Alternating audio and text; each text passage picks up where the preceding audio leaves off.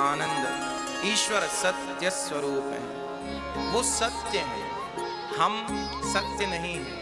हम परिवर्तनशील लोग हैं, आज हैं कल रहेंगे इसकी कोई गारंटी नहीं है। हम जन्म लिए थे तो छोटे से थे, जवानी आई तो ये है, बुढ़ापा आएगा तो वो होके समाप्त हो जाएंगे।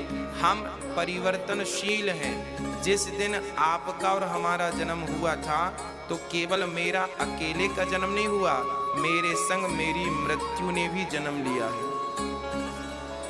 आपके जन्म होते ही आपके संग आपकी मृत्यु भी जन्म लेती है। जब आप माँ की गोद में थे तब छोटे से थे, अब इतने बड़े हैं तो माँ की गोद का वो स्वरूप आ जाएगा। मतलब एक गया, हम रोज हर घड़ी का जो सेकंड का कांटा घूम रहा है उसकी रफ्तार से मृत्यु हमें मार रही है। सच्चाई यह है कि हम हर सेकंड कम हो रहे हैं, हर सेकंड मर रहे हैं। हमारी जीवन का सूर्य उदय होते ही हमारी जिंदगी का एक दिन और समाप्त हो जाता है। आज हम 30 वर्ष के पूरे हो गए, 31 वर्ष के पूरे हो गए, तो समझ लो कि हमारे जीवन के 31 वर्ष कम हो गए, जी लिया हमने। अब पता नहीं और कितना बचा है, वो तो हरि जाने, राम जाने। तो ईश्वर देखिए, हम परिवर्तनशील हैं, हम मर जाएंगे, पर भगवान सत्य है, सत्य स्वरूप है विधाता, सत्य परम सत्य, उनमें कोई परिवर्तन नहीं। भगवान जगन्नाथ भगवान तब भी वैसे थे, आज भी वैसे हैं। हमारे दादा परदादा थे तब भी जगन्नाथ जी थे, हम हैं तो भी हम नहीं रहेंगे तो भी जगन्नाथ जी ज्यों की त्यों रहेंगे, भक्तों पे अनुग्रह करते रहेंगे। मतलब हम बन और बिगड़ रहे हैं, पर भगवान तो स्थित हैं अपने स्वरूप में, इसीलिए उन्हें सत्य कहा जाए। वो सत्य है, चित्त। भगवान हम सब के भीतर है। अच्छा, आपके भीतर भगवान है कि नहीं? हाँ या ना? है। यदि भगवान आपके भीतर है तो बताओ कैसे भगवान आपके भीतर है? हैं तो सबूत दो। हनुमान जी के भीतर तो थे तो उन्होंने छाती फाड़ दी। आप छाती नहीं फाड़ सकते तो कोई बात नहीं, एक्सरा करवा के दिखा दो कि ये बैठे हैं ठाकुर जी। हाँ भाई, अंदर होंगे तो बिल्कुल आएंगे एक्सरे में। यदि हम लोगों से पूछते हैं क्यों भाई भगवान कहाँ है, लोग कहते हैं यहाँ छाती में, यहाँ हाथ रख के सब कहते भगवान तो यहाँ है, यहाँ है, तो चलो एक्सरा करा लो, आ जाएंगे। एक सज्जन से हमने कह दिया चलो एक्सरा कराते हैं आपका, आप बड़ा कह रहे हैं यहाँ भगवान बैठे हैं यहाँ। बोले नहीं मत जाओ एक्सरा कराने, कोई फायदा नहीं। हमने कहा क्यों? बोले एक्सरा कराओगे नहीं आएंगे। हमने कहा क्यों नहीं आएंगे, आप तो कह रहे हो आएंगे। बोले महाराज जी वो एक्सरे में नहीं आते। हमने कहा भैया भगवान, लोग कहते हैं यहाँ दिल में भगवान रहते हैं, मैं कहता हूँ भगवान दिल में नहीं है। तो भगवान मंदिर में है, मंदिर में भी नहीं है। तो भगवान तीर्थों में है, तीर्थों में भी नहीं। ना तो भगवान मंदिर में है, ना तो भगवान तीर्थ में है, ना तो भगवान चारों धाम में है। तो फिर भगवान कहाँ है? बोले भक्त के विश्वास में भगवान है। जहाँ भक्त का विश्वास होगा, यदि विश्वास से भक्त ने कह दिया कि यहाँ भगवान है, तो भगवान यहाँ से प्रकट हो जाएंगे। यदि कह दिया आपने कि भगवान यहाँ है, तो भगवान यहाँ से प्रकट हो जाएंगे। ना मूरत में, ना तीरथ में, ना कोई निवास में, मुझको कहाँ तू ढूंढे बंदे, मैं तेरे विश्वास में। ना मूरत में, ना तीरथ में, ना कोई निज निवास में, मुझको कहाँ तू ढूंढे बंदे, मैं तेरे विश्वास में। मुझको कहाँ तू ढूंढे बंदे, मैं तेरे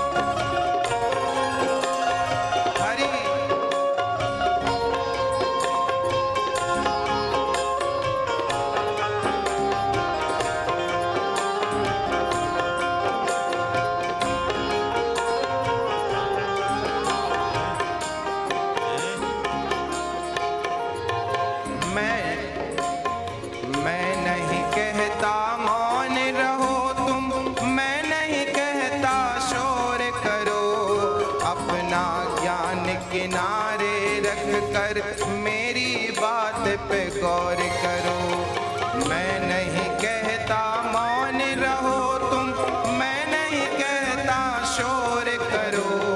अपना ज्ञान किनारे रख कर मेरी बात पे गौर करो। ना जप तप में ना पूजा में, ना जप तप में ना पूजा में, ना व्रत और उपवास में, मुझको कहाँ तो ढूंढे बंदे मैं तेरे विश्वास में। मुझको कहाँ तू ढूंढे बंदे मैं तेरे विश्वास में। मुझको कहाँ तो ढूंढे बंदे मैं तेरे विश्वास में। मुझको कहाँ तू ढूंढे बंदे ना तेरे विश्वास में।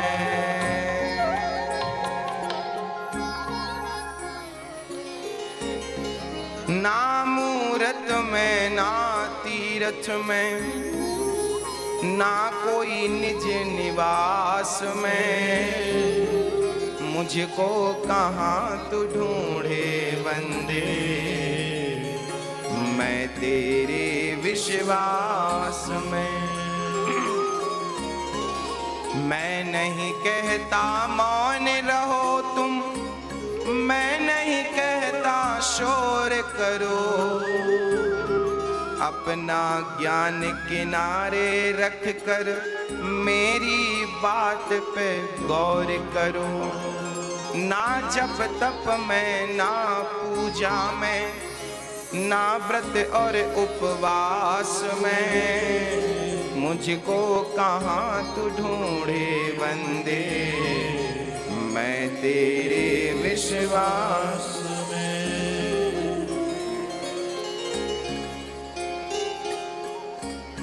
चार दीवारी बना के मुझको, चार दीवारी में कैद ना करना।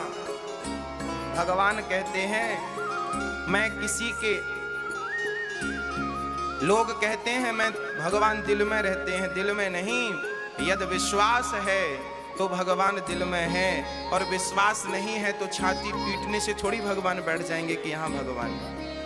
अरे भाई, प्रहलाद ने विश्वास से कहा था कि इस खंबे पे भगवान है, और जब विश्वास से भक्त आवाज लगाता है ना, तो कहीं भक्त का विश्वास समाप्त ना हो जाए, विश्वास खंडित ना हो जाए, इसलिए भगवान उस विश्वास की रक्षा करता है। विश्वास से कहोगे तो भगवान सब जगह है, और विश्वास नहीं है तो फिर भगवान सामने खड़े हो जाए और विश्वास ना हो तो भी क्या आप पहचान सकोगे? इसलिए ईश्वर विश्वास का सब्जेक्ट है। सत्य चित आनंद, भगवान सबके भीतर है, परंतु दूध में घी तो है, पर मंथन करना पड़ेगा तब वो घी प्रकट होगा। उसी प्रकार आपके भीतर परमात्मा तो है, पर विश्वास करना पड़ेगा। विश्वास जब करेंगे तब भगवान प्रकट होगा। जैसे मंथन से घी प्रकट होता है, ऐसे विश्वास से भगवान प्रकट होगा। भगवान के रहने का कोई निश्चित स्थान नहीं है। भगवान मंदिर में ही रहते हैं, भगवान कण कण में ही रहते हैं, भगवान यहाँ ही रहते हैं ना। हरि व्यापक सर्वत्र समाना। जैसे दूध के कण कण में घी व्याप्त तो है, पर मंथन करना आए तो घी प्रकट हो, नहीं तो है तो सही पर निकलेगा थोड़ी अपने मन से। उसी प्रकार परमात्मा कण कण में व्याप्त तो है, पर कोई भक्त भक्ति का मंथन करे, प्रेम का मंथन, श्रद्धा का मंथन करे तो भगवान प्रकट हो। नहीं है तो सही, पर वो प्रकट भला क्यों होंगे? तो विश्वास होगा तो भगवान प्रकट होंगे। हाँ, तो जीवन में विश्वास की आवश्यकता है। यदि विश्वास है तो भगवान है, विश्वास नहीं है तो भगवान का कोई काम नहीं है। सच्चित आनंद भगवान का तीसरा स्वरूप है आनंद। भगवान की भक्ति में जो आनंद है ना, वो कहीं नहीं है। आप लाख प्रयास कर लो संसार के सुख में जाने का, कितनी भी दौलत कमा लो, कितना भी पद कमा लो, कितनी भी प्रतिष्ठा हो, पर आनंद का जो अनुभव है, शांति का जो अनुभव है, वो भगवत चरणों में है। हाँ, सुख का अनुभव लेने में नहीं, सुख का अनुभव में तो, सुख का अनुभव तो देने में है। हाँ, जब हम अपनी सेवा लोगों तक पहुंचाते हैं तो एक आनंद की अनुभूति होती है। एक सज्जन नदी के किनारे खड़े हो गए, केवट पार लगा दो। केवट आया, बैठो नाव में। नाव में बैठे साहब पार हो गए। केवट ने कहा भैया 2 रुपए दे दो। उसने कहा क्यों दे दे? बोले हमने, केवट ने कहा पार लगाए हैं तो पार लगाई तो 2 रुपए यहाँ का किराया है, 2 रुपए दे दो आप। अब उनके पास 2 रुपए थे पर छोड़े नहीं जा रहे थे। हाँ, छोड़े नहीं जा रहे थे। केवट ने कहा भाई ये तो नियम है, आपको पार लगाया है हमने, आपको देना चाहिए ईमानदारी से। तब उन्होंने 2 रुपए दिया। 2 रुपए दिया तो केवट को बड़ा सुख मिला। फिर उन्हें भी अच्छा लगा कि हाँ इन्होंने मेहनत की है, हमने इनको दे दिया।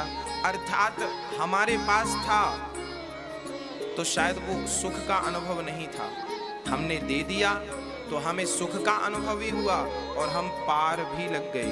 अब केवट से कहें भैया पैसे नहीं दें पार लगाओ, तो केवट नहीं लगाएगा पार। उस पार जाना है तो जो है उसका त्याग करना पड़ेगा। उस पार जाना है तो जो है उसका हमें त्याग करना पड़ेगा। और हम संसार के प्राणी आसानी से त्याग ही तो नहीं कर पाते, त्याग नहीं कर पाते हम लोग आसानी से। और हम यहाँ बैठकर आपसे बार बार निवेदन करते हैं कि त्याग में ही सुख है, त्याग में ही सुख है। एक बार अपने आप से आप पूछना कि आपकी उम्र और कितनी बाकी है।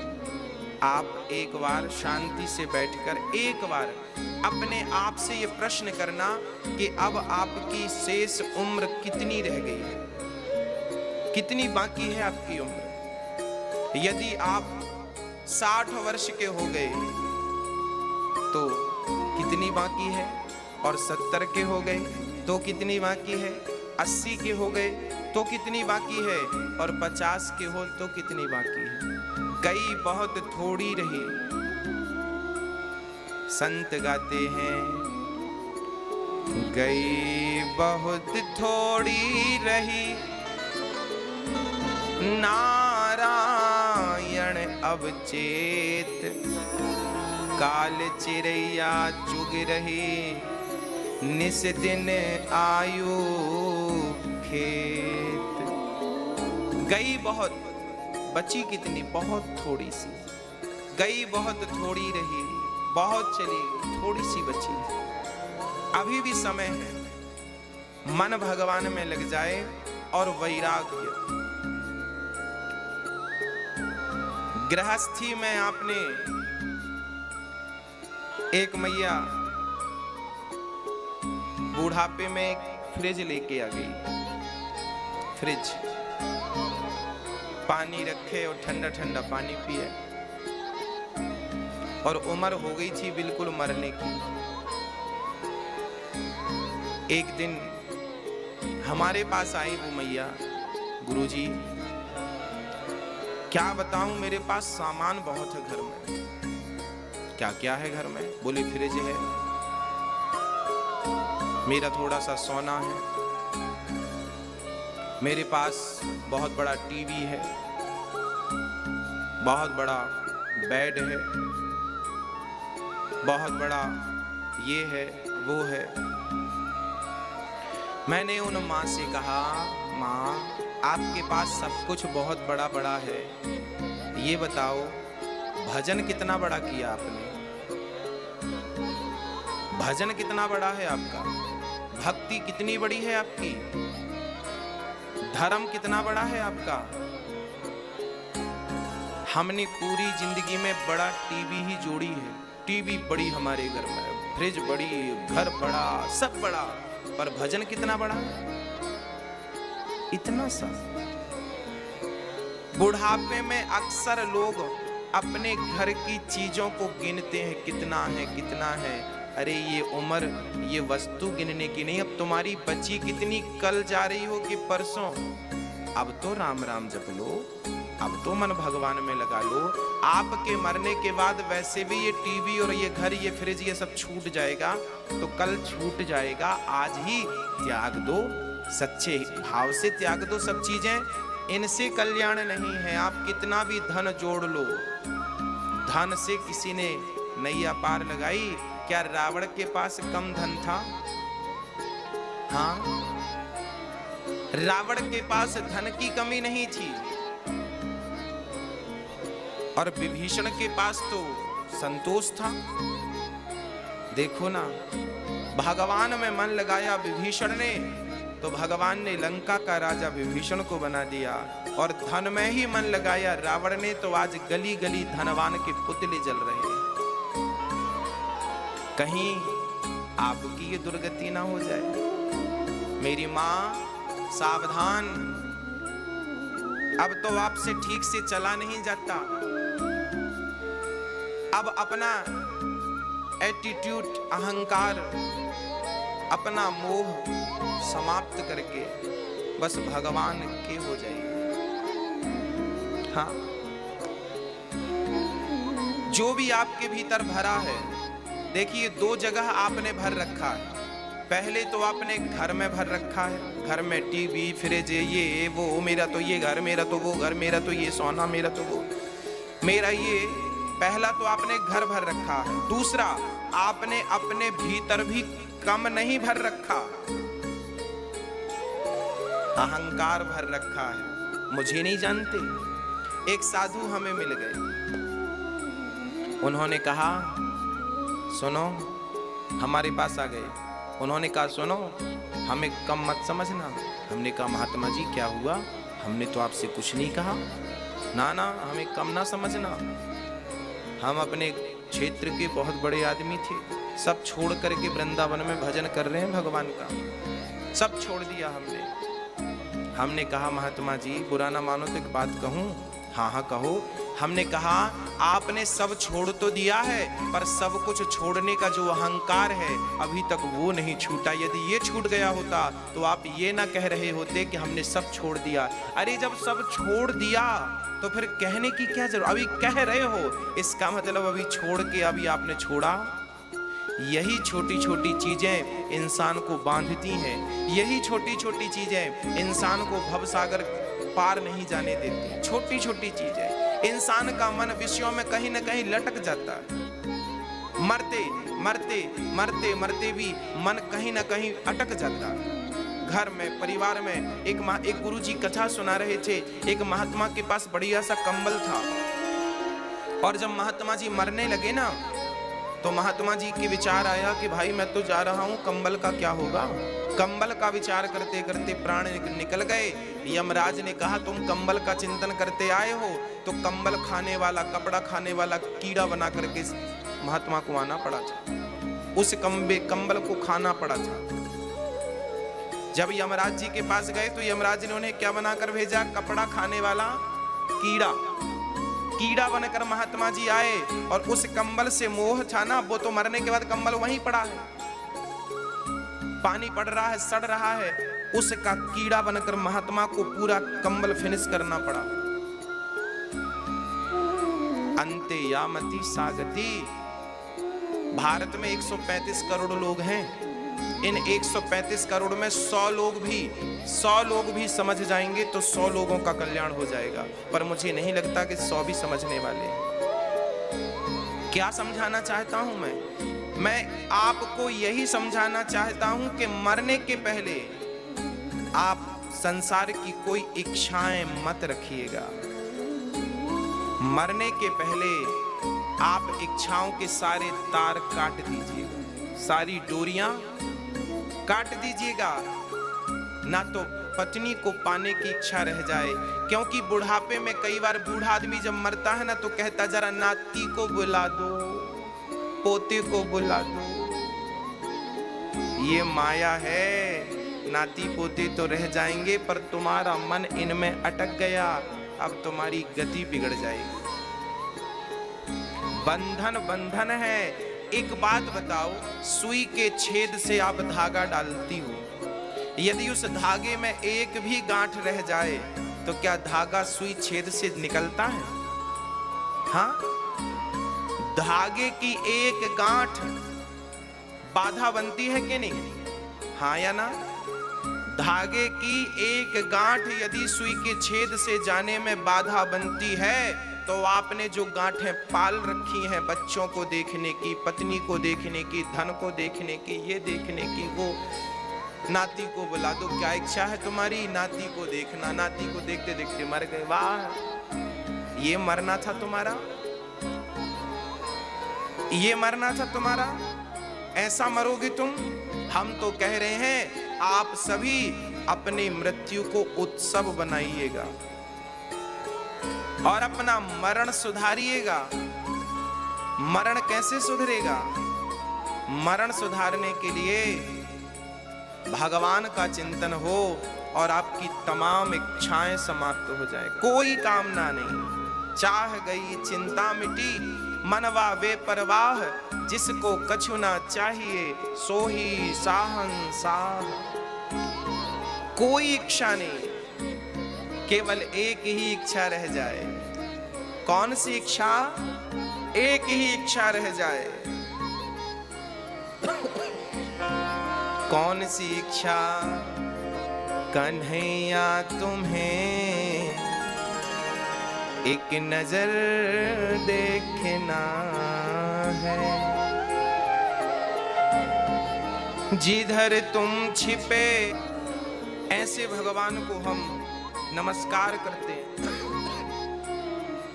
जो भगवान सुखदेव भगवान जन्म लेते ही अब सुखदेव जी को नमस्कार कर रहे हैं। राधा सहित कृष्ण को नमस्कार करने के बाद व्यास जी सुखदेव जी को प्रणाम कर रहे हैं, क्योंकि सुखदेव जी ऐसे विलक्षण संत थे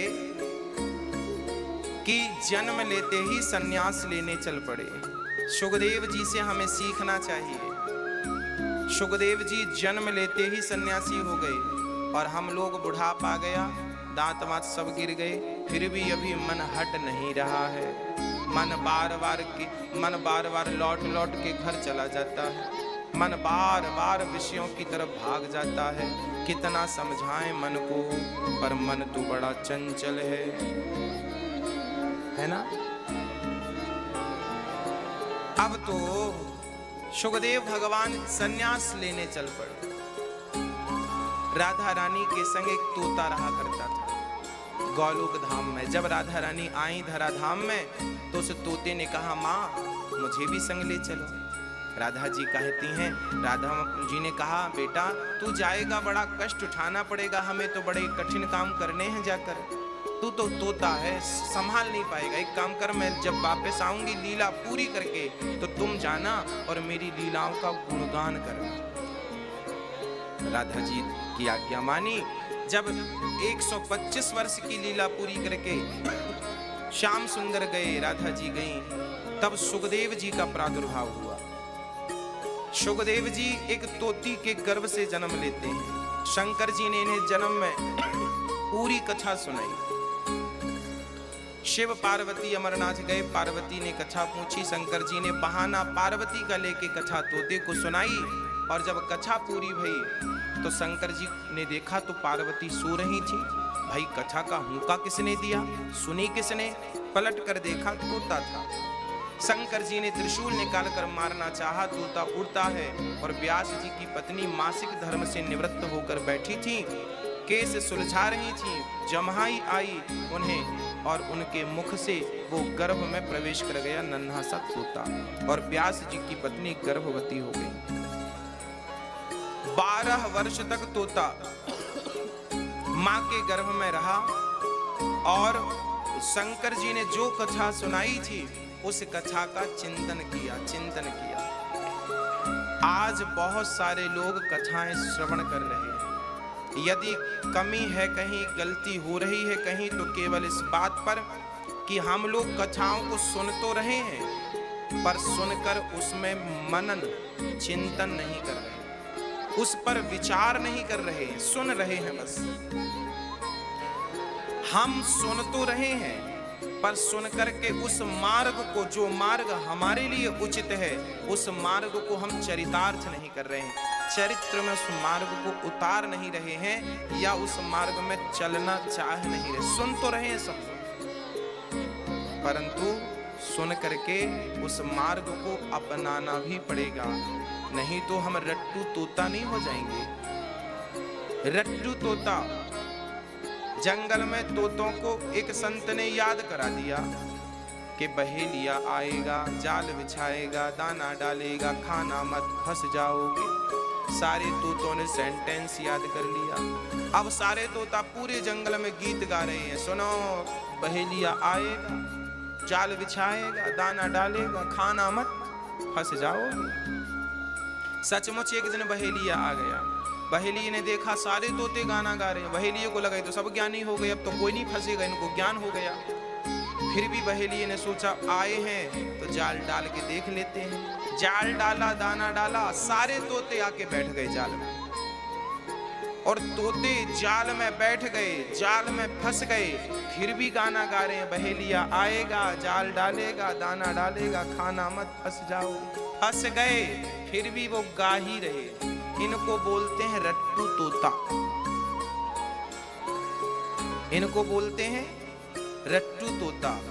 जो ज्ञान गुरुजी ने दिया, उस ज्ञान को रट तो लिया, पर चरित्र में उतारा नहीं। अरे भाई, गुरुजी ने तुम्हें रटाने के लिए थोड़ी ज्ञान दिया था कि तुम रट लो। एक बहेलिया आएगा, गुरुजी ने तो कहा था बहेलिया आएगा, जाल डालेगा, तुम लोग चले मत जाना, खा मत लेना। गुरुजी ने तो कहा था खा मत लेना, वो तो खा मत लेने का गाना बना लिया, खाना मत, जाना मत, फंस जाओ, तो फंस गए। ज्ञान तो था, पर केवल बोलने वाला था। हमारे पास भी केवल बोलने वाला ज्ञान ना हो, चरित्र में धारण करने वाला ज्ञान। जब किसी के 2000 रुपए गिरते हैं ना, तो वो रोता, हमारे 2000 गिर गए, बहुत नुकसान, बड़ी मेहनत से। फिर आप जैसे ज्ञानी पहुंचते हैं, भाई गिर गए तो क्या हुआ, कल फिर आ जाएंगे, मत रो, गिर गए तो गिर गए, परेशान मत हो। आप जब समझाते हैं ना, तो लगता है कि आप बहुत बड़े ज्ञानी हैं, बहुत अच्छा उपदेश कर रहे हैं, पर कल को जब आपके 1000 गिरते हैं, तो आप उससे ज्यादा रोते हैं। कहां गया साहब आपका ज्ञान? कहां गया वो ज्ञान जो कल आप उसको दे रहे थे 2000 में, और खुद के 1000 में आप उल्टे सीधे लौट रहे हैं जमीन में? तो ज्ञान हमने दूसरों के लिए तो रखा है, अपने लिए कुछ नहीं। जब पड़ोसी में कोई पड़ोस में मरता है, तो हम सारे लोग जाते हैं, मत रो बेटा, मत रो, ये तो विधि का नियम, आना जाना, मत रो, मत रो, मत रो, तो भगवान की माया कौन जानता। बड़ा समझाते हैं आप लोग किसी के मरने पर, और जब आपके घर कोई मर जाता है, तो फिर माथा पीट पीट के रोते, भगवान को गालियां, भगवान तूने क्या किया, मैंने तो तेरा इतना भजन किया था, तूने तो मार डाला। आप वही हो ना जो पड़ोसी को समझा रहे थे साल भर पहले। अच्छा ज्ञान दिया था आपने उसे समझ में भी आ गया था, बेचारा आपके समझाने में चुप भी हो गया था।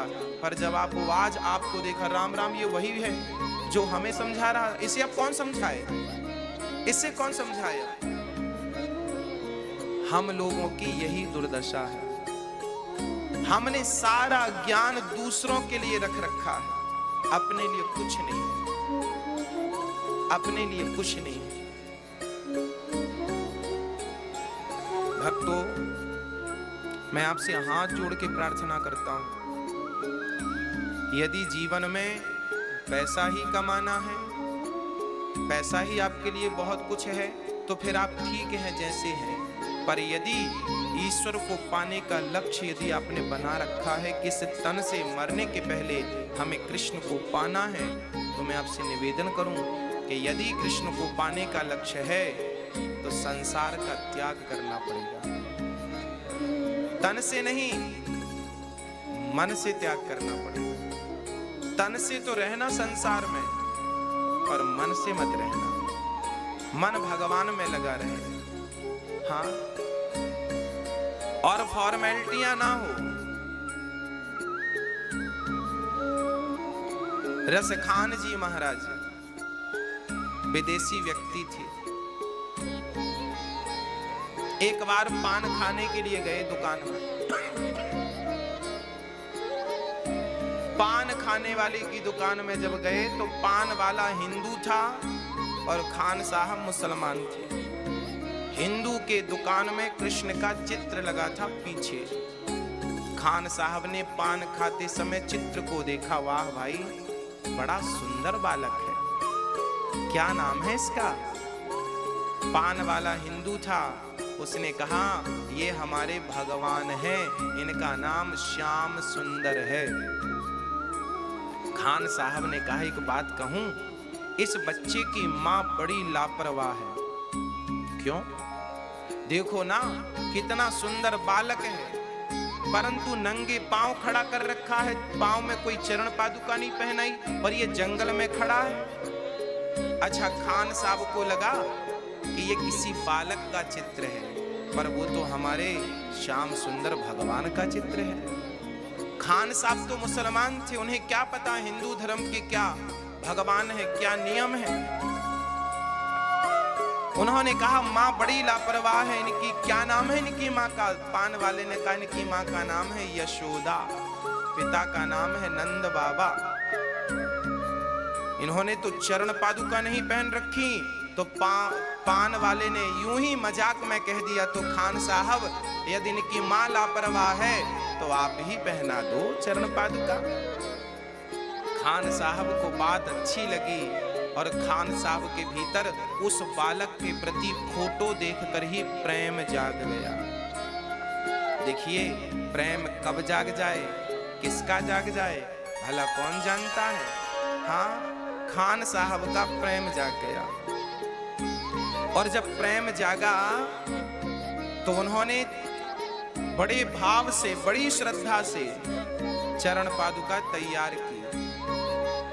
चरण पादुका तैयार की और पान वाले की दुकान पहुंच गए। और क्या कहते हैं खान साहब? हाँ बताओ कहाँ मिलेंगे श्याम, बताओ कहाँ मिलेंगे श्याम। चरण पादुका लेकर सबसे,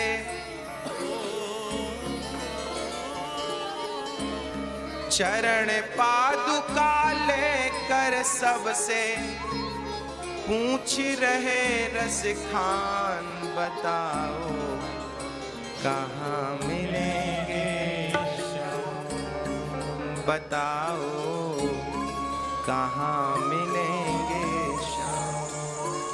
पान वाले से कहा भाई लो मैं चरण पादुका लाया हूँ, बताओ ये बालक कहाँ मिलेगा? कहा जाता है ये घटना भारत के बाहर की दूसरे मुस्लिम देशों की घटना है। वहां कोई हिंदू ने पान की दुकान खोल रखी थी और वहां पान खाया। वहां सबसे पूछने लगे, खान साहब हाथ में चरण पादुका लेकर पूछने लगे पान वाले से, भाई तू बता कहाँ है ये बालक? पान वाले ने कहा धंधे का टाइम है, टाइम वेस्ट मत करो, मजाक बिल्कुल मत करो। पान वाला तो सोच रहा है ये मजाक कर रहे हैं, पर खान साहब रियल थे। अब वो गली कूचे में ऐसे भाव विभोर हो गए और सबसे यही कहते, बताओ कहाँ मिलेंगे श्याम, बताओ कहाँ मिलेंगे श्याम, बताओ कहाँ मिलेंगे श्याम, बताओ कहाँ मिलेंगे श्याम। चरण पादुका लेकर सबसे,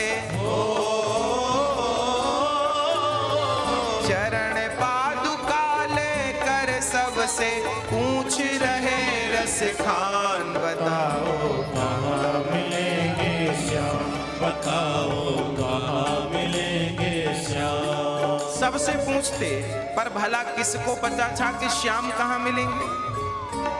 तभी खान साहब को एक भारतीय आदमी मिल गया। खान साहब बड़े परेशान थे। भारतीय ने कहा, बाबा क्या हुआ? खान साहब ने कहा, भैया मेरे श्याम कहाँ मिलेंगे ये बता दो। भारतीय व्यक्ति ने कहा, ये बताओ जिसको तुम ढूंढ रहे हो वो दिखने में कैसा है? तो खान साहब ने पान वाले की दुकान में जो चित्र देखा था उसका निरूपण कर दिया, ऐसे दिखने में है। भाई पुलिस जब किसी चोर को पकड़ती है ना तो उसका स्केच बनवाती है, दिखने में कैसा है, नाक कैसी, गाल कैसे, मुंह कैसा है। अब खान साहब बतला रहे हैं वो दिखने में कैसे हैं। सुखदेव भगवान ने सुनाई। हाँ, 88,000 संत बैठे हैं नैमिषारण्य में। सूत जी का आगमन हुआ। संतों ने सूत जी से हाथ जोड़कर प्रश्न कर दिया कि गुरुदेव हमें ऐसी कथा सुनाओ कि भक्ति ज्ञान वैराग्य बढ़ जाए। जीवन भक्ति के बिना शून्य है, अधूरा है। आपके अंदर भक्ति ना हो, ज्ञान ना हो, वैराग्य ना हो तो ये जीवन बिल्कुल शून्य है। कोई अस्तित्व नहीं है इस जीवन का, कोई अर्थ नहीं। जैसे मंदिरों में एक मूर्ति होती है मंदिर में, और एक मूर्ति बिकती है दुकानदार की दुकान में। तो दुकानदार की दुकान में जो मूर्तियां हैं वो मूर्तियां और मंदिर में जो हैं वो दोनों में अंतर है या नहीं? हाँ या ना? है। दुकान की मूर्ति में प्रतिष्ठा नहीं है।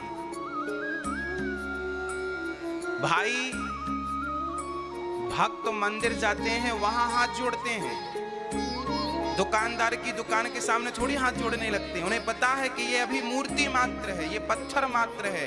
जब तक प्रतिष्ठा नहीं होगी, जब तक भक्तों की आस्था नहीं जुड़ेगी, तब तक ये केवल मूर्ति है। पर जब भक्तों की आस्था जुड़ जाती है, श्रद्धा जुड़ जाती है, तो वही मूर्ति जो पाषाण की बनती है उसी में प्राण आ जाते हैं और वही भक्तों की इच्छाएं मुरादें पूरी करने लग जाती हैं। वो पाषाण की मूर्ति प्राण युक्त हो जाती है केवल श्रद्धा और केवल विश्वास के कारण। उसी प्रकार बिना भगत बिना भक्ति का इंसान दुकान की मूर्ति जैसा है। बिना भक्ति का व्यक्ति कैसा है? दुकान की मूर्ति जैसा। और भक्ति युक्त व्यक्ति कैसा है? बोले मंदिर के भगवान जैसा। अरे भक्त ही चलता फिरता भगवान बन जाता है यदि उसके हृदय में भगवत प्रेम हो। तो भक्त और भगवान में लेस मात्र का अंतर नहीं रह जाता।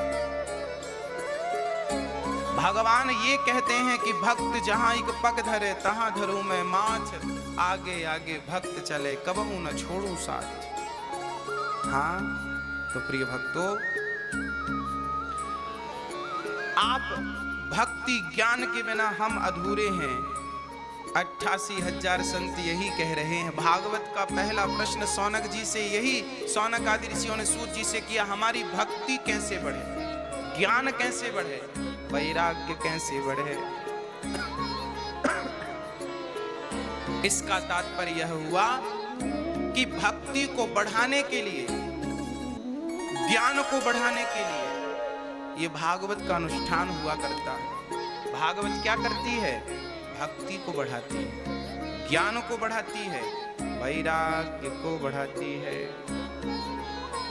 किसका बढ़ा?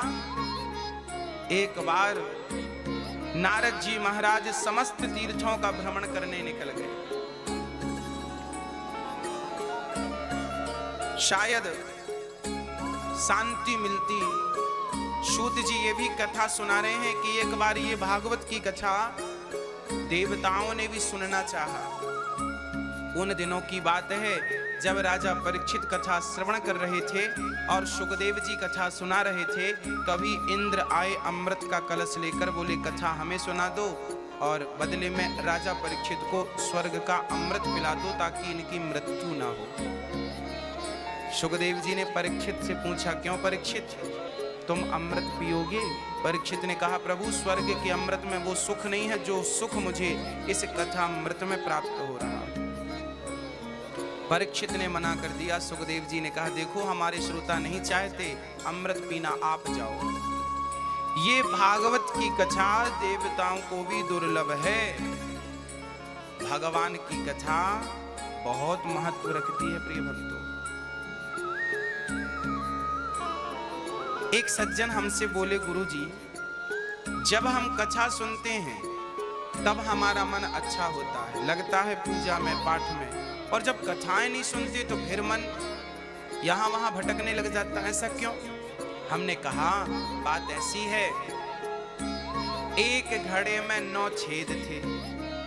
अब जिस घड़े में 9 छेद थे उस घड़े में आपको पानी भरना है, कैसे भरेंगे बताओ? एक घड़े में 9 छेद हैं, उसमें पानी भरना है, क्या भर सकता है पानी? उसमें कैसे पानी भरेंगे आप? कोई उपाय है आपके पास?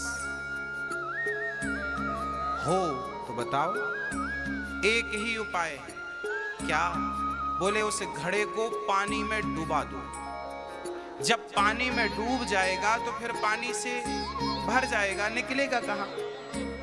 उसी तरह हमारा शरीर 9 छेदों से भरा पड़ा, अर्थात 9 द्वार हैं हमारे शरीर में, 9 दरवाजे हैं हमारे शरीर में।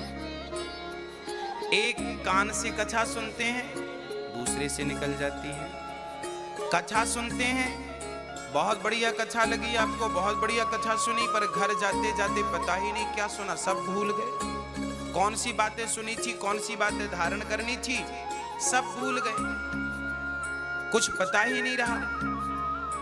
घर जाते जाते बह गया। आप लोग बार बार कथाएं सुनते हैं और बार बार भूल जाते हैं, क्या सुना था याद ही नहीं रहा, क्योंकि छेद हैं इस घड़े में, बह जाता है। क्या करो? बोले अपने आप को कथा की गंगा में डुबा दो, और जब डुबाओगे तो फिर भला कथा भरेगी तो निकलेगी कहां से? भर तो जाएगी, फिर निकलने के रास्ते बंद हो गए, डूब गया। घड़े में 9 छेद हैं पर पानी में डूब गया तो फिर पानी निकलेगा? डूबा है भाई। उसी तरह आप भगवत प्रेम में जैसे मीरा डूब गई, जैसे मीराबाई डूब गई कृष्ण प्रेम में, डूब गई। सुबह से शाम तक सोते जागते कृष्ण के अतिरिक्त कुछ नहीं। यदि ये स्थिति हो जाए किसी व्यक्ति की, तो क्या जीवन में भगवान का दर्शन असंभव है ना?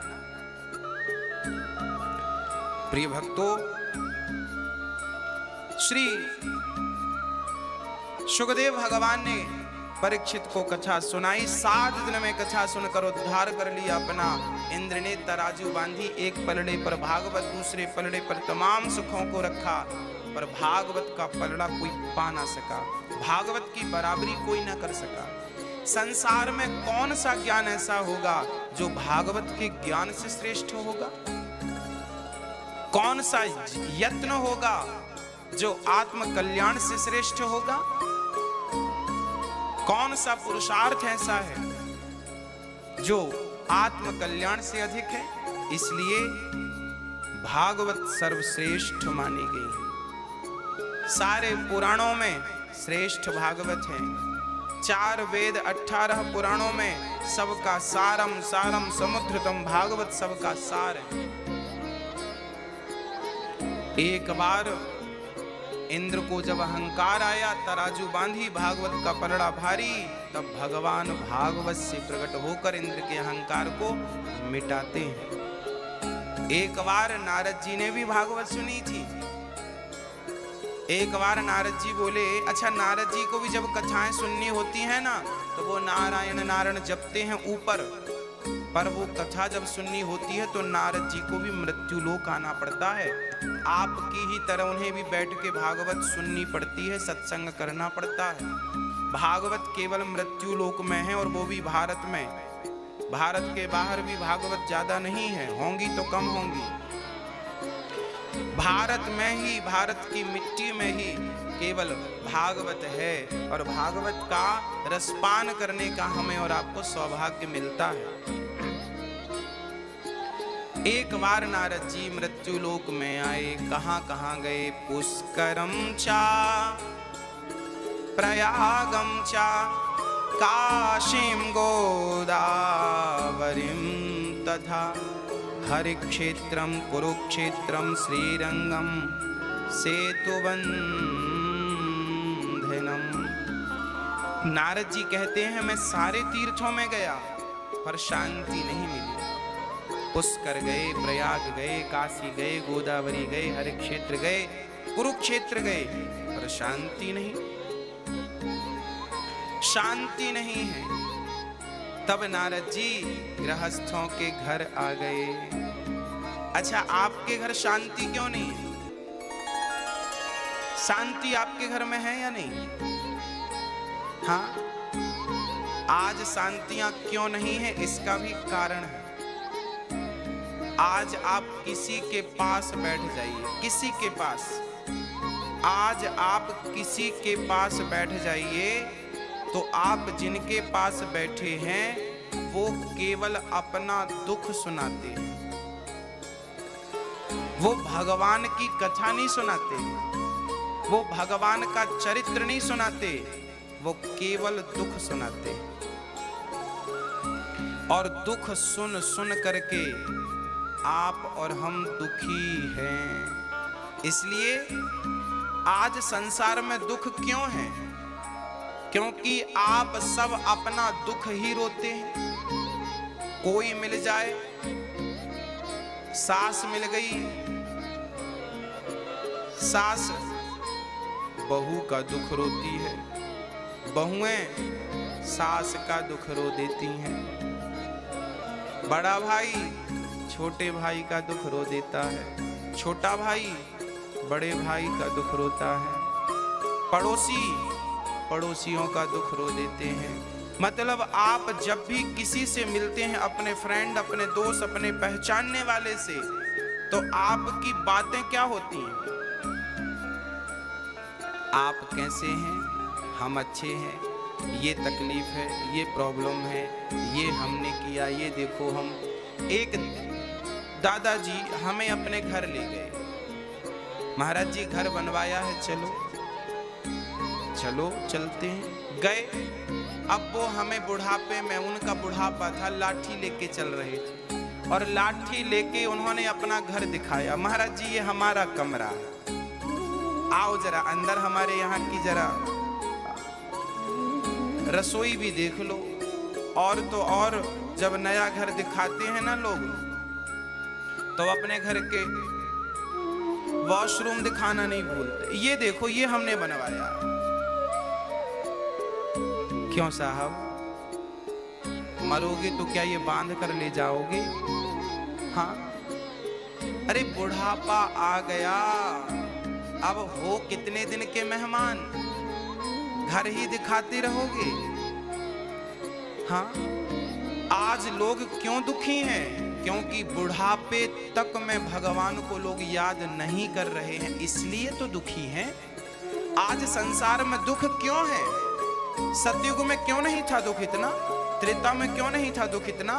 क्योंकि उस समय लोग भगवान को याद करते थे। आप क्यों दुखी हैं इतने? हम तो नहीं हैं दुखी। क्यों? क्योंकि हम एक पल भी प्रयास करते हैं कि एक पल के लिए भी भगवान का चिंतन छूटे ना। हम काम करते हैं और काम करते हुए अपने बिहारी जी के चरणों में बने रहते हैं, काम करते हुए चिंतन बिहारी। जब आप हमें अपने घर की पंचायत सुनाते हैं ना, बेटा बहू सास ये वो, हमें बिल्कुल पसंद नहीं आता। संसार की पंचायत सुन के क्या फायदा? और सुनेंगे भी चाव से तो क्या मिल जाएगा? अरे उसी समय को भगवान की कथा से जोड़ लो, उसी समय को भगवान के नाम से जोड़ लो, तो वो समय का सदुपयोग हो जाएगा और आपको और हमें भी अच्छा लगेगा। हाँ, संत लोग दूर क्यों रहते हैं? इसलिए रहते हैं क्योंकि लोगों के बीच में रहो तो वो अपना ही दुख सुनाते हैं। आप संसार में किसी के पास बैठ जाना, सब दुखिया हैं। इस संसार में सब दुखिया हैं। कबीरा सब जग निर्धना, धनवंता नहीं कोय, धनवंता सोई जानिए जिख राम नाम धन होए। अरे राम नाम का धन जिसके पास है वही धनवान है, पर वो धन समेट तो सकते हो आप, फिर भी नहीं समेटते, तो दोष किसका? हर प्राणी परेशान है। मुझे तो ये हो गया, मुझे तो वो हो गया, मुझे तो ये नहीं मिला, मुझे तो वो नहीं मिला। अरे भाई, जो नहीं मिला उसकी चिंता क्यों है? जो मिला है उसका सदुपयोग किया आपने? बेटा रो रहा था, बाप ने कुछ नहीं दिया बंटवारे में, सब बड़े भाई को दे दिया, मुझे कुछ नहीं दिया। तो भाई मैं आपसे पूछता हूं, सच्ची बताना, क्या जो तुम्हारे पास है क्या यही कम है? अरे तुम्हारे पास 2 हाथ हैं, इन हाथों से तुम इतनी मेहनत करो कि लाखों क्या करोड़ों कमा सकते हो। हाँ या ना? हाँ या ना? कमा सकते हो। तो जब इन हाथों से तुम करोड़ों कमा सकते हो, वो हाथ तुम्हारे पास हैं, तो फिर क्यों रोते हो कि पिता ने कुछ नहीं दिया? तुम्हारी आंख जो है क्या ये कम है? आंख बेचोगे तो एक आंख 50 लाख की बिक जाएगी, करोड़ से ज्यादा की दोनों आंख बिकेंगी। बेच के देख लो, नहीं बिकना, नहीं पर विश्वास तो। करोड़ों की तुम्हारी आंख है, करोड़ों करोड़ों की तुम्हारी किडनियां हैं, करोड़ों के हाथ पांव हैं, फिर भी तुम कह रहे हो हम गरीब हैं। किस एंगल से गरीब हो साहब? किसने तुम्हें गरीब बनाया है? गरीब कोई नहीं है, सबकी अपनी अपनी मानसिकताओं ने, संकीर्ण सोच ने इंसान को गरीब बना रखा। सब कुछ है। आज का व्यक्ति केवल शिकायत में जीता है, केवल शिकायत। बेटे को बाप से शिकायत है तो बाप को बेटे से, बहू को सास से शिकायत है तो सास को बहू। पूरी जिंदगी आप शिकायत में जी लेते हैं, आपकी शिकायतें पूरी नहीं होती। पूरी जिंदगी गुजर जाती है, शिकायतें समाप्त नहीं होती। हम तो कई लोगों को भगवान से शिकायत है, भगवान तुमने ये नहीं दिया। अरे भाई, जो दिया है परमात्मा ने, क्या उसका तुमने धन्यवाद दिया? क्या उसका तुमने शुक्रिया अदा किया? नहीं, शुक्रिया अदा नहीं किया। जो है उसका धन्यवाद नहीं दिया, जो नहीं है शिकायत पहले करने लगे। कितनी बार सुने? कब तक सुने? बोले जब तक भगवान की प्राप्ति ना हो जाए तब तक सुनो। जब तक आपका हृदय पवित्र ना हो जाए तब तक सुनो। अरे भागवत कब तक सुने? जब तक हृदय से क्रोध ना निकल जाए, अहंकार ना निकल जाए। अभी आपके भीतर से क्रोध निकला है? अहंकार निकला है? नहीं, इसका मतलब अभी बहुत सुनने की आवश्यकता है। अभी बहुत सुनना पड़ेगा, तब जाकर के क्रोध निकलेगा, तब जाकर अहंकार छूटेगा। रामचरितमानस में क्या लिखा है मैं आपको बताऊं। रामचरितमानस के सुंदर कांड में एक दोहा गोस्वामी जी लिख रहे हैं। काम क्रोध मद लोभ सब नाथ नरक के पंथ। काम, क्रोध, लोभ और मोह ये नरक के द्वार हैं, ऐसा लिखा है। काम, काम का क्या तात्पर्य है? काम का अर्थ है विषय, काम वासना। मन को 50 साल की उम्र हो गई, अब मन को विषयों से हटाकर भगवान में स्थापित करो। करना पड़ेगा तुम्हें। एक सज्जन बोले गुरुजी हमारा तो मन लगता नहीं। लगता नहीं है, लगाना पड़ता है। किसी ने कहा मन लगता नहीं है, हमने कहा लगेगा कभी नहीं। लगाना पड़ेगा।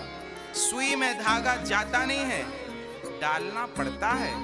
नहीं जाए तो पानी लगा करके धागे को और पतला करके सुई के छेद में आप अनेक प्रकार से डालते हैं। ऐसे मन भगवान, जैसे सुई के छेद में धागा आप डालते हैं, ऐसे भगवान के चरणों तक मन को डालना पड़ेगा, पहुंचाना पड़ेगा। उसके लिए मन जाएगा थोड़ी आसानी से, जैसे धागा कहाँ आसानी से सुई में जाता है, ऐसे ही जबरदस्ती मन को लगाना पड़ता है। एक बार नहीं लगेगा, 2 बार नहीं लगेगा, 3 बार नहीं लगेगा, पर जबरदस्ती लगाओगे। गोस्वामी जी लगा रहे हैं, रे मन तू सत्संग कर। गोस्वामी जी क्या कह रहे हैं मन से? रे मन तू सत्संग कर, छोड़ जगत की रीत, अंत समय पछताएगा जब आयु जाएगी बीत। ए मन, गोस्वामी जी मन को डांट रहे, मन यहाँ कहाँ भाग रहा? यहाँ रे मन सब सो निरस है, सरस राम सो होय, उचित सिखावन देत है, निस दिन तुलसी तोय। मन की गति है अटपटी, झटपट लखे न कोई, मन की जब खटपट मिटे तो झटपट दर्शन हो। लगेगा नहीं, लगाना पड़ेगा। हमारा मन नहीं लग रहा फिर भी हम जप रहे हैं। अब हमारा मन नहीं लग रहा फिर भी हम जप रहे हैं, सीताराम सीताराम सीता। ना लगे मन, तुम मन जाओ जहां जाना हो, हम तो राम राम जपेंगे। मन को मत लगने दो। कब तक भागेगा? लौट के आएगा। 1 दिन नहीं लगेगा, 2 दिन नहीं लगेगा मेरी माँ, लगेगा जरूर मेरी मैया। हाँ, इसलिए मैया जी, ओ मैया, प्यार से मन को लगाइयो।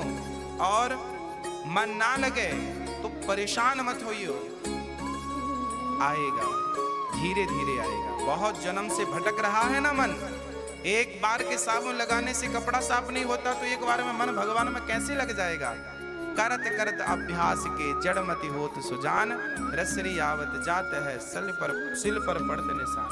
धीरे धीरे अभ्यास न तो कौन्तेया वैराग्येण च गृह्यते। गीता में भगवान कह रहे हैं मन कैसे लगेगा? अर्जुन ने भी ये प्रश्न पूछा है, चंचलम ही मनः कृष्ण। अर्जुन जैसों का भी मन चंचल है, कह रहे हैं मन चंचल है, कैसे? तब भगवान कृष्ण ने कहा, वैराग्येन अभ्यासेन तु कौन्तेया वैराग्येण च गृह्यते। मन को लगाने के 2 उपाय हैं। पहला तो अभ्यास, दूसरा संसार से जितना हो सके आप वैराग्य लेते जाएं। संसार से वैराग्य होता जाए आपको, बस यही मन को लगा सकते हैं।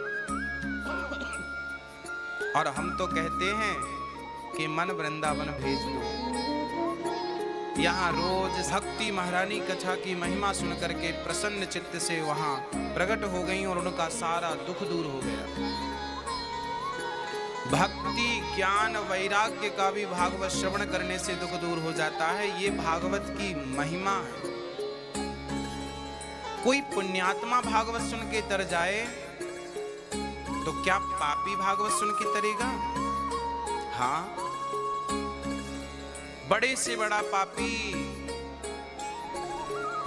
ये माने वह पाप कृतस्तु सर्वदा, सदा दुराचार विमार्गिगाः, क्रोधाग्निदग्धः कुटिलाश्च कामिनः, सप्ताह यज्ञेन कलौ पुनन्ति ते। कितना भी बड़ा पापी क्यों ना हो, भागवत श्रवण करने से पापी तर जाएगा। कोई तरा, हाँ, तुंगभद्रा नदी के तट पर पंडित जी रहा करते थे, नाम था आत्मदेव।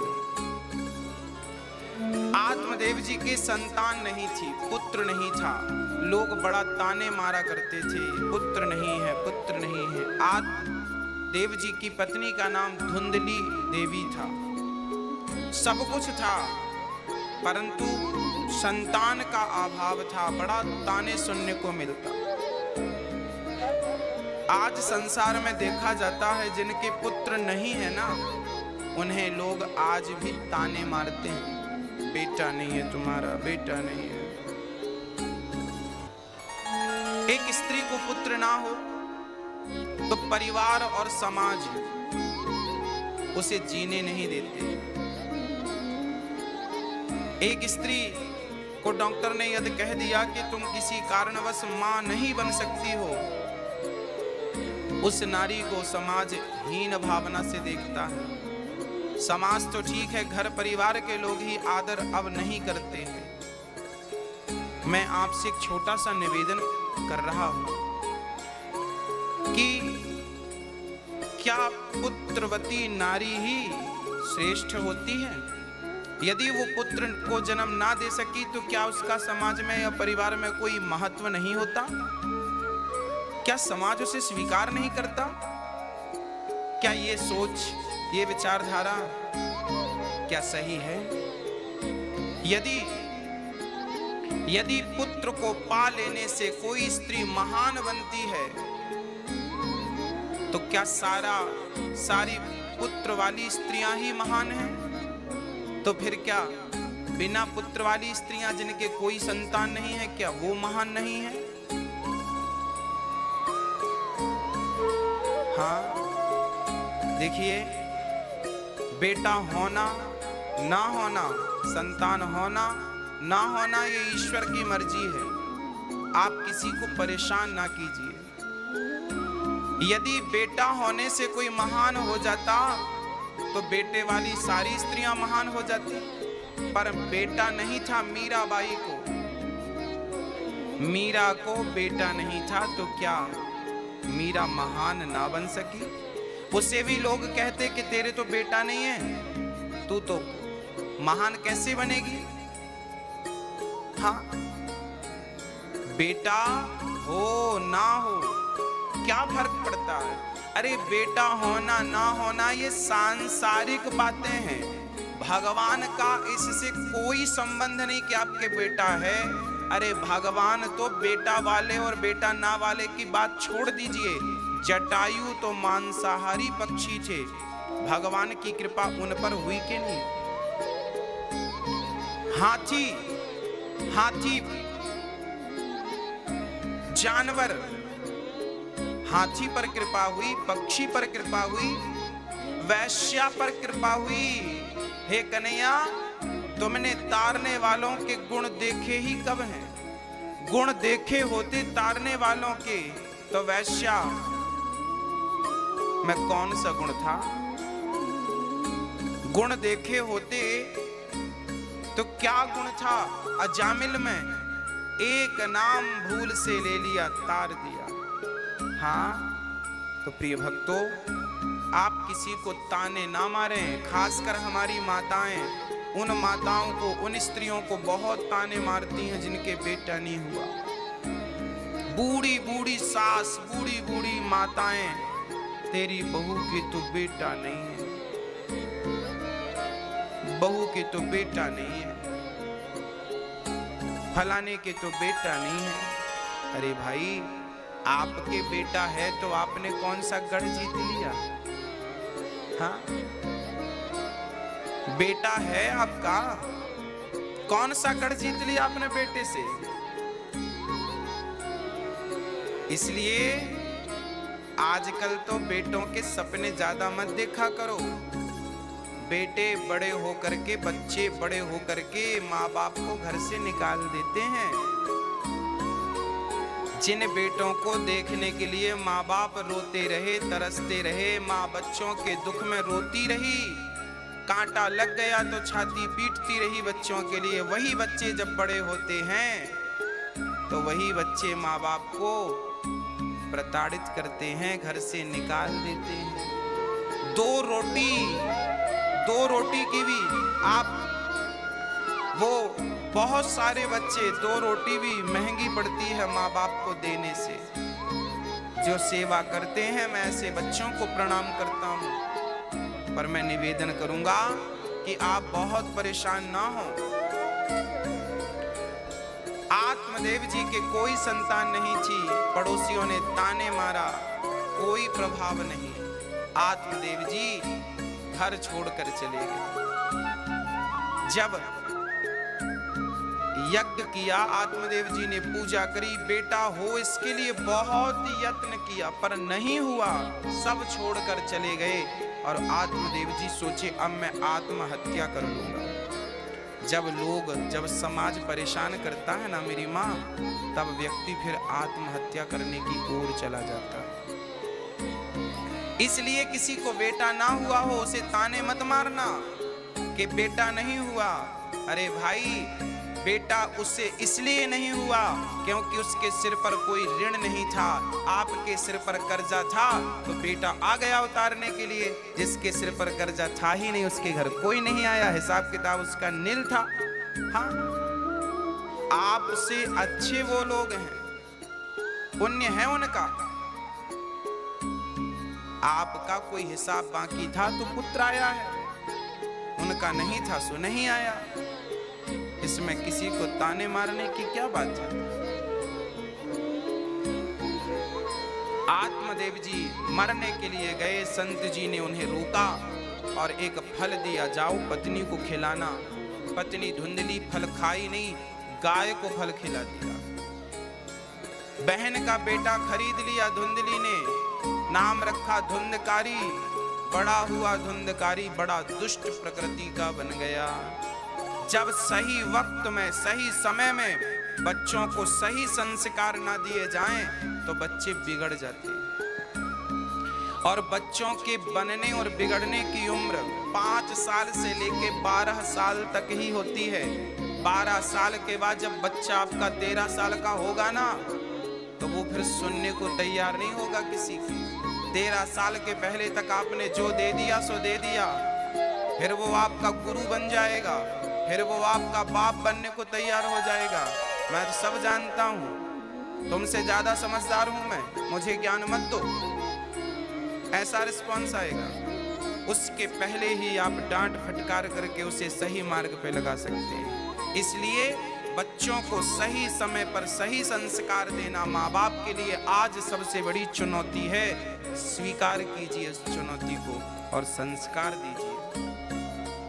धुंधकारी को संस्कार ना दे सकी माँ, क्या संस्कार ना दे सकी कि पिता का आदर करना है, माँ का आदर नहीं दिया संस्कार, तो धुंधकारी ने उठाई लाठी और पिता पे बरस पड़ा, पिताजी पैसे दो, नहीं दिया, मार लगाई, पूरा पैसा छीन लिया, जुआ खेल लिया, शराब पी लिया, ना जाने क्या क्या गलत दुराचार पापाचार क्या क्या ना करता धुंधकारी, सब करता। जरूरत से ज्यादा नमक दाल में डल जाए तो स्वाद बिगड़ जाता है। उसी प्रकार जरूरत से ज्यादा पैसा बच्चों को दोगे बिगड़ जाएंगे। पैसों से सदुपयोग भी होता है, पैसों से दुरुपयोग भी होता है। इसलिए बच्चे ज्यादा पैसे आपके ना रखें, बच्चे ज्यादा पैसे ना लेके चलें, नहीं तो बिगड़ जाएंगे। धुंधकारी 10 रुपए मांगता, माँ 100 रुपए देती। बेटा 1000 रुपए मांगता, माँ 10,000, सब तेरी तो है ले जा। और जब धन ज्यादा दिया बिगड़ गया, मारता है पिता को, जुआ खेलता, शराब। गौकर्ण जी, आज आत्मदेव जी रोने लगे, मेरे बेटे ने मारा है। जब कोई गैर मारते हैं ना तो दर्द कम होता है।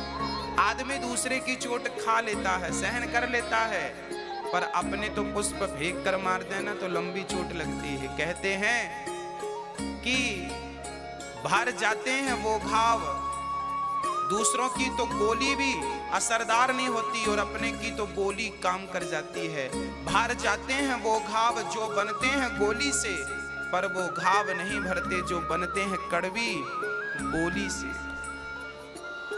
अपनों ने लूटा है हमें, गैरों में कहाँ दम था। मेरी कश्ती तो वहां डूबी जहां पानी कम था। अपनों ने लूटा है, धोखे अपने ही तो देते हैं। इसलिए कौन है अपना?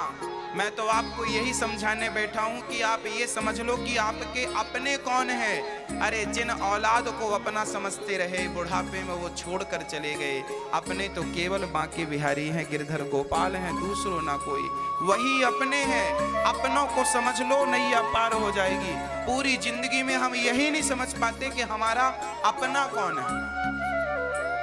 हम उन्हें अपना मान बैठते हैं जो हमारे अपने हैं ही नहीं, जो सिर्फ मतलबी हैं। संसार में जो हैं सब मतलबी हैं।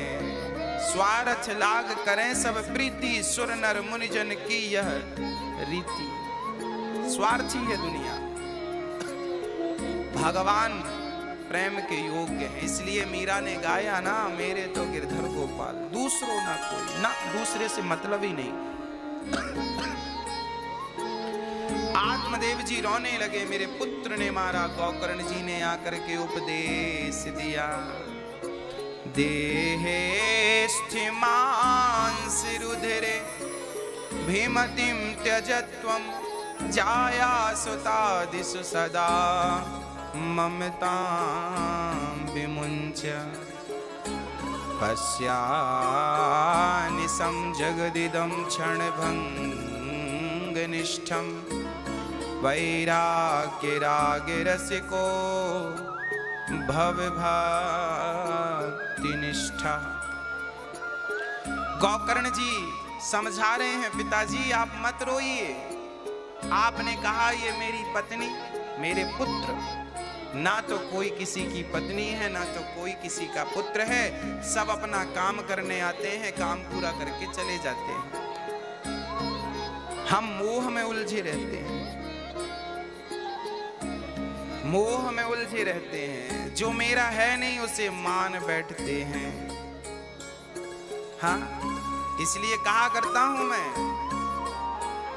ये जीवन किराए का है और भाड़े के मकान को अपना ना समझना। ऐ मन मुसाफिर निकलना पड़ेगा, ये काया कुटी घर खाली करना पड़ेगा। ये भाड़े के क्वार्टर को क्या तू संभाले, भाड़े के क्वार्टर को क्या तू संभाले।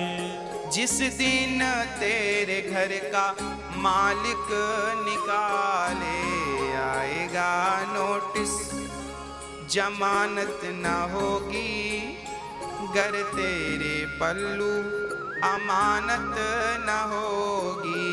होकर कैद तुझे जाना पड़ेगा, काया कुटी घर खाली करना पड़ेगा।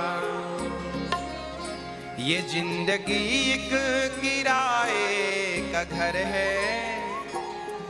आत्मदेव जी को गौकर्ण जी कह रहे हैं, हम सब किराए से हैं और एक दिन हम सबको किराए के मकान को छोड़कर जाना पड़ेगा। ये शरीर भी एक किराए का मकान है और एक दिन आत्मा इसे छोड़कर चली जाएगी, पड़ा रह जाएगा शरीर, लोग जला देंगे। ये जिंदगी एक किराए का घर है, एक न एक दिन बदलना पड़ेगा। कब बदलना पड़े क्यों नहीं सोचता कि जगत नहीं जगन्नाथ से प्यार करना सफल होगा।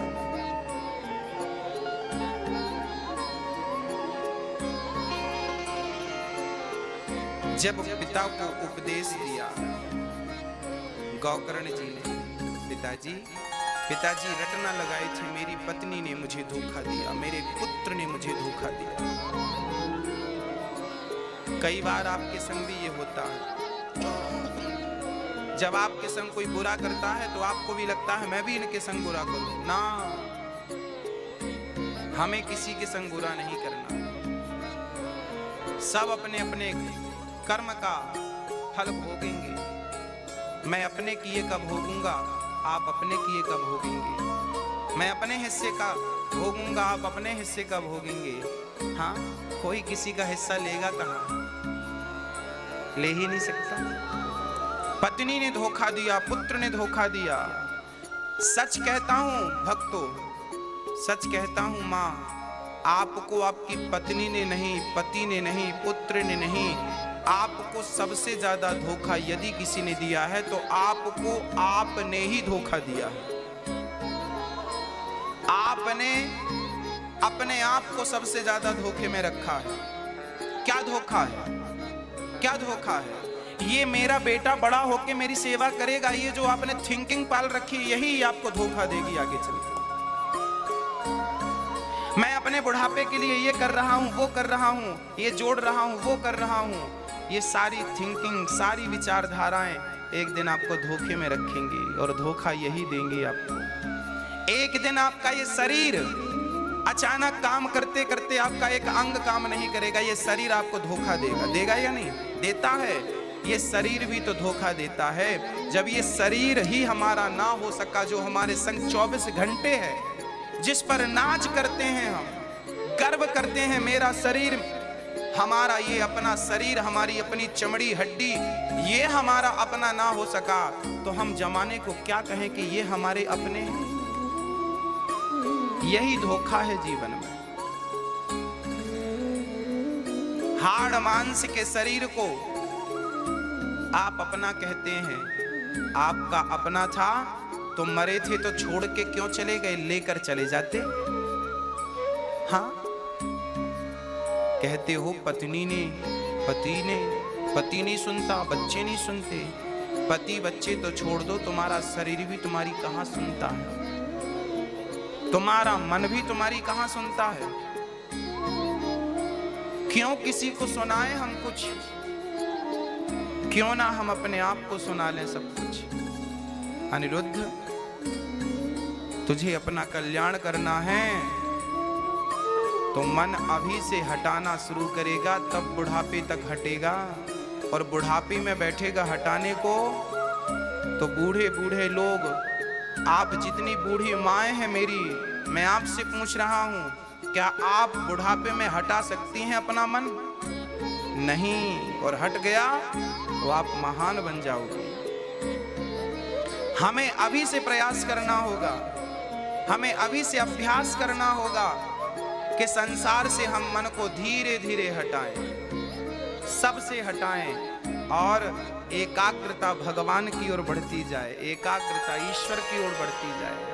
हाँ ना, हमारा कोई सम्मान करे तो हमें प्रसन्नता ना हो, और हमारा कोई अपमान करने लग जाए तो हमें दुख ना हो।